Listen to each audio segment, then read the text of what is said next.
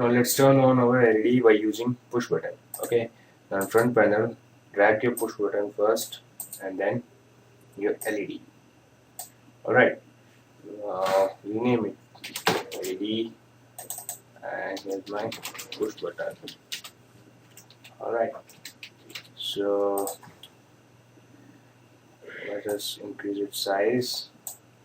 Here's my LED, here's my push button. Alright, now it behaves as a maintain button. Okay, now change its mechanical action to push button, which is here's my mechanical action, here's my switch until release. Alright, now it behaves as your push button.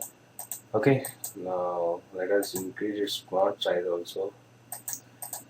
Alright, now find its terminal in block diagram. Here's my block diagram. Now let us place in it a while loop so that we can run our program continuously. Alright, now connect these two terminals each other. Okay, now if you run your code, here you'll notice that your LED is turned on and off proportional to the action of your push button. Okay, but now our objective is to turn on the LED after pressing this button, and after releasing this button my LED should turn on. Second time if I press my button, then my LED should turn off. Okay, so first of all we have to count how many times your push button has been pressed. Okay, now first we need to count the number of times push button pressed.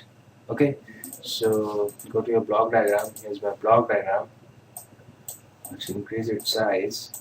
Now we don't need this LED right now, so I'm going to delete this LED. Alright, so we have to count our push button.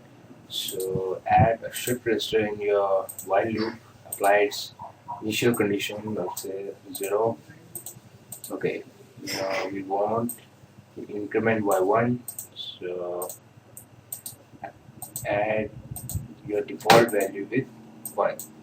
Now here you'll get your result.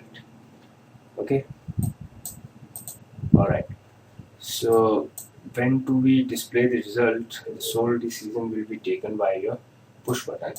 Okay, so for that you need a function called select. Now select function has 3 terminals. One is true, which will display you the true value. One is select, which will select your value, either you have to display true or false. Okay, so let's connect our incremented value with true, because when our button is pressed then it should return true, and false with our default value. Alright, and our result will go to here.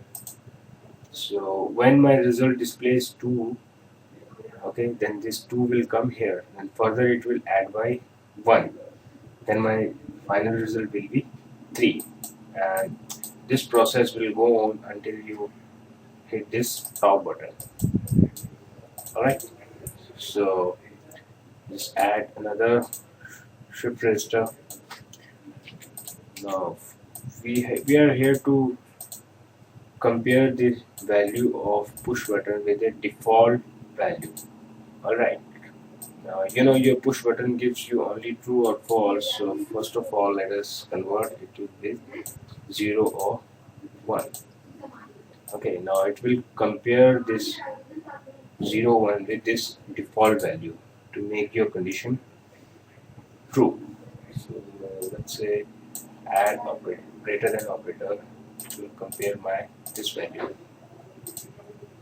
Okay, to notice your value, let's add a time delay. Okay,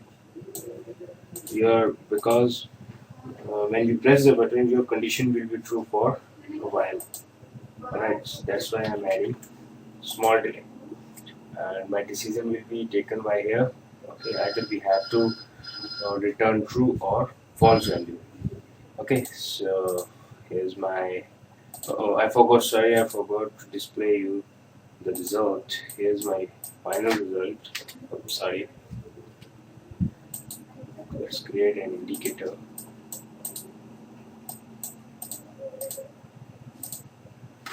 Oh, sorry. So it will display you the increment value. Okay. So here's my increment value.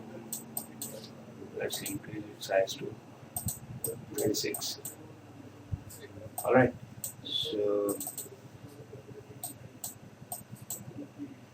let me adjust my screen. Okay. So after hitting this run button, just click here. Initially it is giving me the false statement. My S value is false, so it's returning the false value, which is 0. Just wait a minute. Okay, let's go back. Okay, my default value is 0 and it's displaying the false value. This is S is displaying the false value and my incremented result is also 0. When I hit this button, my condition will be true for a while. Okay, so just notice this display. Okay, true. My incremented value is 1. Alright, now we have used the shift register. Now my 1 is here.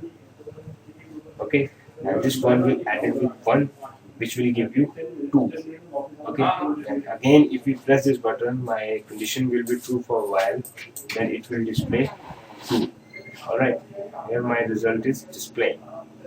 Okay, so that loop will goes on again and again if you hit this button.